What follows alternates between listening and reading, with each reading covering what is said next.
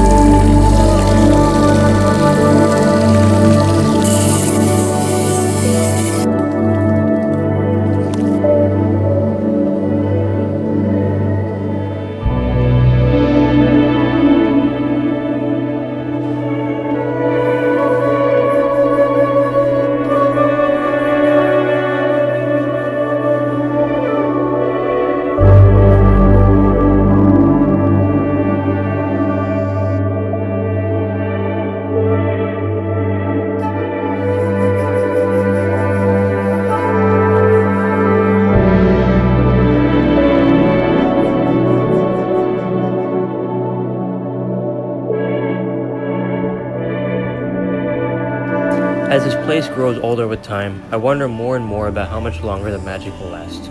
Nothing lasts forever, and you never know when the last time will be, which is why it's important to cherish the moments you are given, to turn those amazing moments into memories. Thanks for the memories, Fire Island. I hope to be back soon.